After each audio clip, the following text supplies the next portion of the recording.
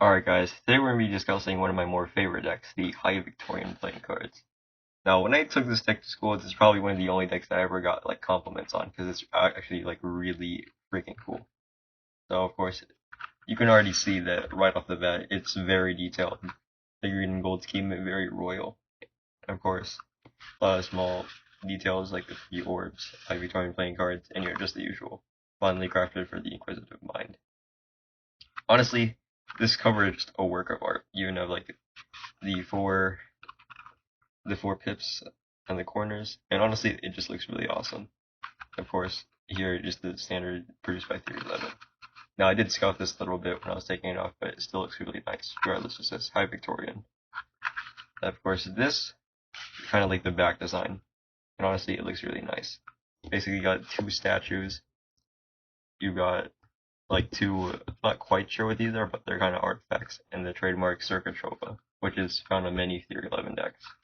What's really cool about this is you open this already, that looks really nice, but the inside is also pretty decorated too, and that's kind of just a really nice detail.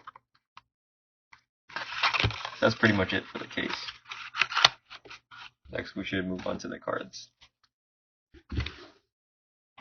Now, the High Victorian deck is a little different in how they do it, because, well, the number cards are just, they're kind of standard, except they have these little whited out pips in the middle. I think that looks pretty cool. And all the other pips are like this too. So yeah, just a nice little finish. The Jokers, what's interesting about the face cards and the court cards about this deck is that it's kind of more like it tells you what they are, and instead like makes symbols to represent them. So for the Joker, it wouldn't be like a traditional, like a person who looks like a fool. It would instead be the words of the Joker and then a symbol that represents it, like the little crown over here. Of course, it's so detailed. You have the cards here, put some little insignias here, and even have a shield with all the tips in it. And of course, the court cards are pretty similar. So instead of having like an actual king, you have the words the King of Hearts and even like a king stabbed through a sword and stabbing through a heart, which is pretty metal. And of course, this also is going to be a reference to the Suicide King, which, if you look at a standard bicycle deck, the King of Hearts kind of looks like it's stabbing itself, and that's kind of what the same thing is doing right here. First the Queen, and the Jack. Nice signs here. Oh yeah, and each of the tens, I believe, this symbol is always present, which is a nice little detail.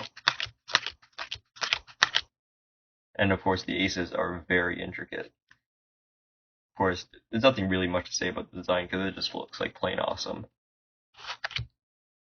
King Diamond's going to look pretty similar. Basically, it's just going to be the court card's name and then just a nice details to back them up with these sort of weapons too, and of course the little symbol right here.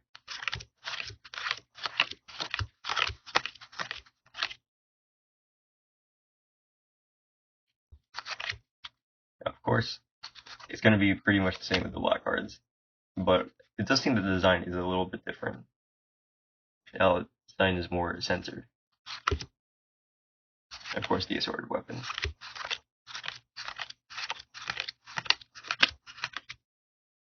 And of course, all the ace of clubs are kind of like custom, or the aces in general are a little custom, because you saw the ace of hearts, it was basically a heart and designed. All of them kind of like that, but the ace of diamonds had a bunch of diamonds surrounded them. This one kind of looks like, well, it's kind of like oriental. It's in like a special little building, it looks like.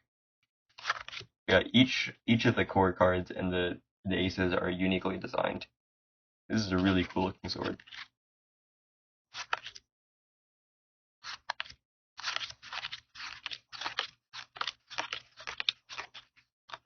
Lastly, the ace of spades. Honestly, they just look really cool with the sword stabbing through the little ace design. And of course, you have the emblems at the top and bottom. And lastly, just the Joker, which is pretty simple, basically just the black version of the red one, but still looks really cool regardless. So yeah, that is going to be the end of looking at High Victorian cards. If you enjoyed this video, be sure to be on the lookout for more videos, and I'll see you next time. Goodbye.